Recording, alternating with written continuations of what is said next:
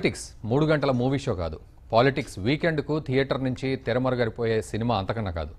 ఒక్క షోతో ఒక్క రివ్యూతో హిట్టో ఫట్టో తేల్చే వ్యవహారం అసలే కాదు. ఇదేదో రైట్స్ అమ్మేసుకునే బేరం అంతకన్నా కాదు. పాలిటిక్స్ అంటే 10 కాలాల పట్టుదల. ఈ నేపథ్యంలో అన్న చిరంజీవి చేయలేనిది తమ్ముడు పవన్ చేయగలరా?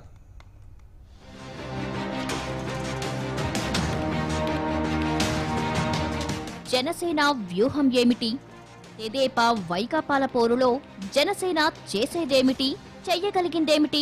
గతసారి పోటీ చేయని పవన్ పార్టీ ఈసారి 175 సీట్లకు పోటీ చేస్తుందా, లేక ఒక 50-60 సీట్లపైనే ఫోకస్ చేసి ఊరుకుంటుందా? ఇంతకీ ఎన్నికల తర్వాత ప్రభుత్వ ఏర్పాటు చేయాలన్న పట్టుదల ఉందా? పాలనా పగ్గాలు చేపట్టే పటిమ ఉందా? ఒకవేళ జనసేన సీట్లే సర్కార్ ఏర్పాటుకు కీలకమైతే పవనం ఎటువైపు వీస్తుంది? పవన్ అవినీతి ముద్ర వేసిన వైకాపా వైపా, లేక అసమర్థ ముద్ర వేసిన తెదేపా వైపా?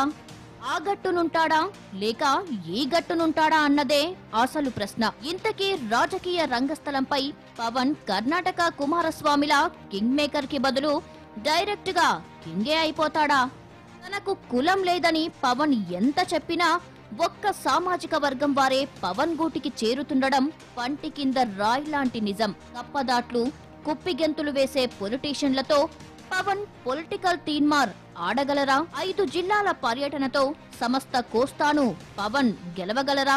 ఎన్నికలైపోయిన తర్వాత కాటమరాయుడు అజ్ఞాతవాసి అయిపోతాడా, లేక సాంబా రాస్కోరా అంటూ కొత్త చరిత్ర సృష్టిస్తాడా?